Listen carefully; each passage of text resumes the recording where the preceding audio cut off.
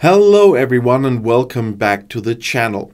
Today we're going to break down some fundamental concepts that shape our world: politics, political power, and governance. Understanding these basics is crucial for anyone interested in how societies function and how decisions are made. In this video, we'll explore what politics is, the nature of political power, and how governance operates. By the end, you'll have a solid grasp of these essential concepts and how they impact our lives. So let's dive in. And let's start with the basics. What is politics? At its core, politics is the process through which groups of people make decisions. It's about how we organize ourselves and manage conflicts in a society. And I have a few key aspects for you. First is the decision making. Politics involves making decisions about how a society should be organized and how resources should be allocated. These decisions affect everything from public services to laws and regulations. Secondly, power dynamics. Politics is inherently about power, and it's about who has the authority to make decisions and how that authority is exercised. And thirdly, we have conflict resolution.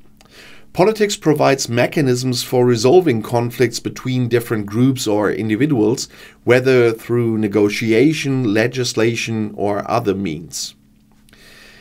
And next up, let's talk about political power. Political power is the ability to influence or control the behavior of people and the decisions of institutions. It's a central concept in politics and can manifest in various ways. And of course, I have some key elements of political power for you. The first is authority. This refers to the legitimate right to make decisions and enforce rules. Authority is often granted through laws, constitutions, or social agreements. Secondly, we have influence. Influence is the capacity to affect others' opinions or behaviors, often through persuasion, negotiation, or charismatic leadership. And thirdly, we have coercion. Coercion involves using force or threats to achieve compliance. While it's a less desirable form of power, it can still play a role in politics. And on 4, we have resource control.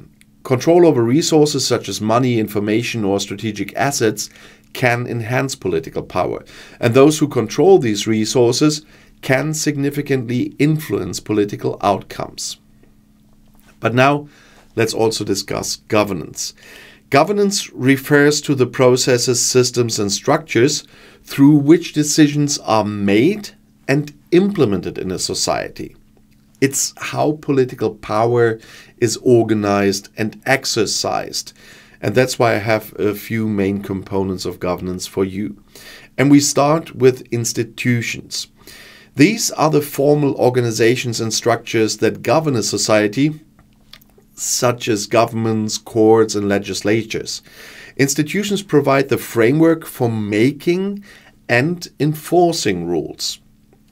Secondly, we have processes.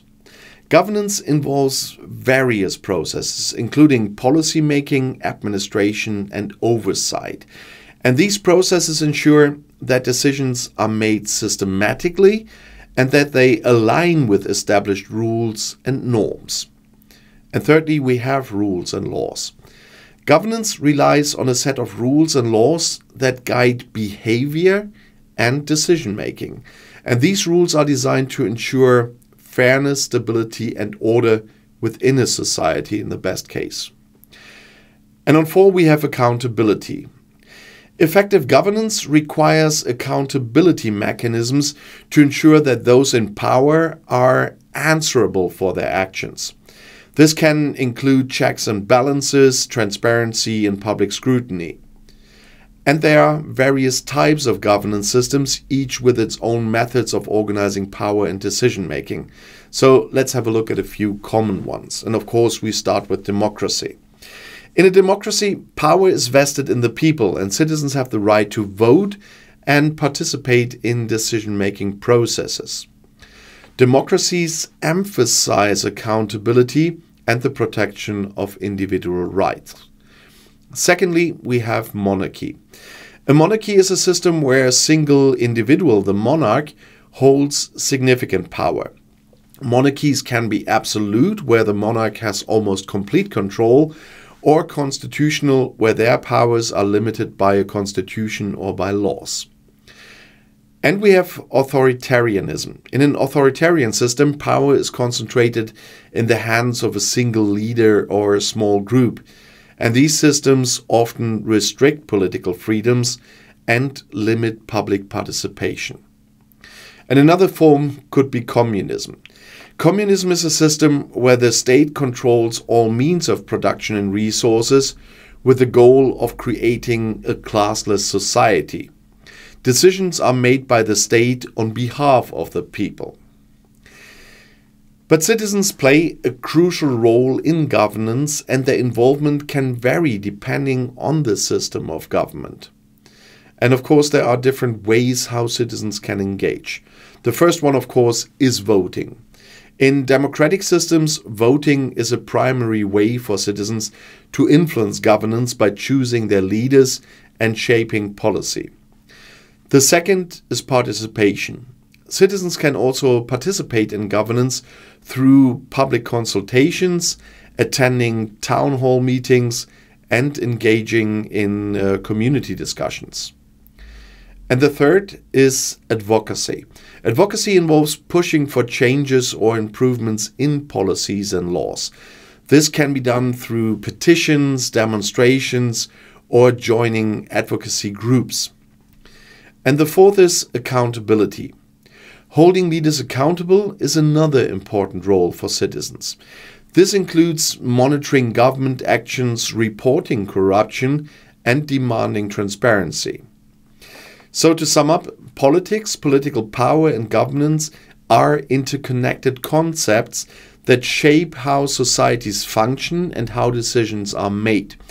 Understanding these basics helps us navigate and engage with the systems that impact our lives every day.